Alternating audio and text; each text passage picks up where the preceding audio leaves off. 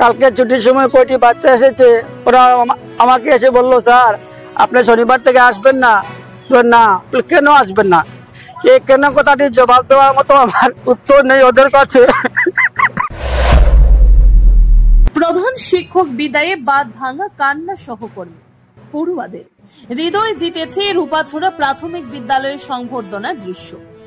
কাছাড় জেলার হাতিছড়া গাঁও পঞ্চায়েতের 723 নং রূপাছড়া প্রাথমিক বিদ্যালয়ে শুক্রবার অনুষ্ঠিত হল প্রধান শিক্ষক কাজল কুমার দাসের আবেগঘন বিদায়ী সংবর্ধনা অনুষ্ঠান। দীর্ঘ 15 বছরের শিক্ষকতা জীবন শেষে তিনি অবসর গ্রহণ করেন। বিদ্যালয়টি একটি প্রত্যন্ত বাগান এলাকায় অবস্থিত। একসময় এখানে কোনো সেতু ছিল না এবং এখনো সড়ক ও নেটওয়ার্ক যোগাযোগের সমস্যার মুখোমুখি। তবু কাজল কুমার দাস প্রতিদিন স্কুলে আসতেন, এমনকি জলের মধ্য দিয়ে এসে পাঠদান করতেন, যা স্থানীয়দের কাছে অনুপ্রেরণার গল্প হয়ে আছে। আয়োজকরা প্রাথমিকভাবে অনুষ্ঠানটি পরীক্ষাগৃহে করার পরিকল্পনা করেছিলেন, কিন্তু ছাত্রছাত্রী ও অভিভাবকের ভিড় এত বেশি হয় অনুষ্ঠানটি বাধ্য হয়ে স্কুলের খোলা মাঠে স্থানান্তর করা হয়। এদিন সংবর্ধনা অনুষ্ঠান পরিচালনা করেন শিক্ষক প্রেমাংশু শীল। অনুষ্ঠানের নেতৃত্বে ছিলেন বিদ্যালয়ের বর্তমান প্রধান শিক্ষক হামিদুল ইসলাম এবং সহকারী শিক্ষক সুশান্তা দত্ত। সংবর্ধনা অনুষ্ঠানে সিআরসিসি সুদীপ শেখর রায়, স্থানীয় জিপি সভাপতি কল্যাণী কর্মী, ওয়ার্ড মেম্বার রাজেশ্বর উরাং সহ এলাকার বিশিষ্ট জনেরা অতিথি হিসেবে উপস্থিত ছিলেন। অনুষ্ঠানের শুরুতে শিক্ষার্থীরা লোকনৃত্য পরিবেশনের মাধ্যমে সাংস্কৃতিক ঐতিহ্য তুলে ধরে। এক অভিভাবক বলেন, স্যার শুধু একজন ভালো শিক্ষকই নন, আমাদের সন্তানদের পরাপর প্রদর্শকও ছিলেন। পড়াশোনার পাশাপাশি নানা কর্মকাণ্ডে অংশ নিতে তিনি উৎসাহ দিতেন।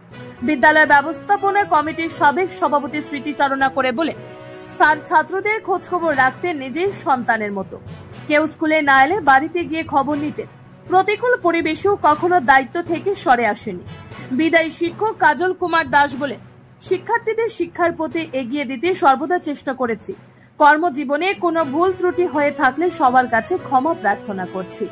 আজকের ভালোবাসা আমার জীবনের অমূল্য স্মৃতি হয়ে থাকবে। অনুষ্ঠানের শেষ পর্যায়ে তাকে স্মারক, উত্তরীয় ও বিভিন্ন উপহার প্রদান করে সম্মান জানানো হয়। বিদায়ী মুহূর্তে শিক্ষক, শিক্ষার্থী ও অভিভাবকদের চোখের জল বিদ্যালয় প্রাঙ্গণ ভিজিয়ে তোলে। আসাম প্রাইম নিউজ 24x7 এ জাকির হোসেন লস্করের রিপোর্ট। 2009 নভেম্বরে আমাকে ট্রান্সফার করা হয় এই স্কুলের প্রধান শিক্ষক সাসপেনশন যাওয়ার পর। তো আমি প্রথমে খুব ভয় করতাম।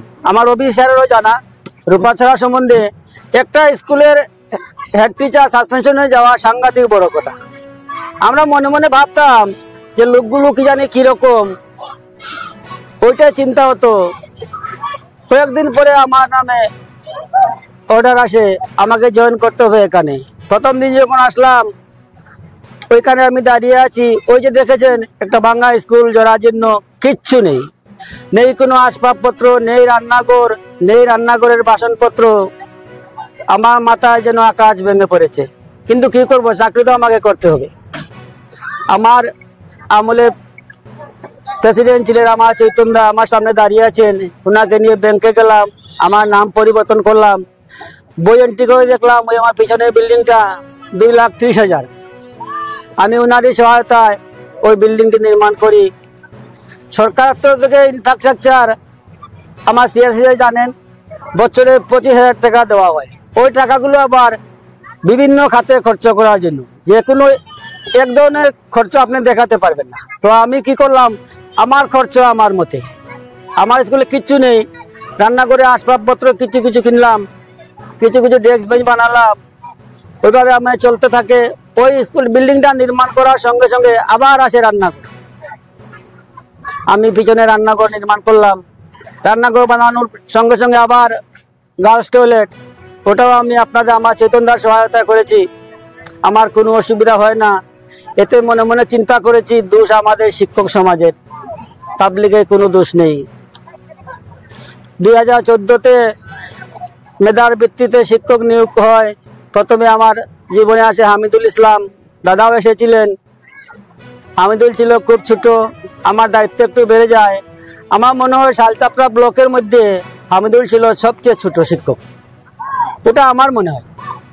দাদা আমাকে হাত ধরে বলেছিলেন, ছেলে আপনার, দোষ গুণ দেখাশোনা সব আপনার। ওই দিন থেকে আমার দায়িত্ব একটু বেড়ে গেল।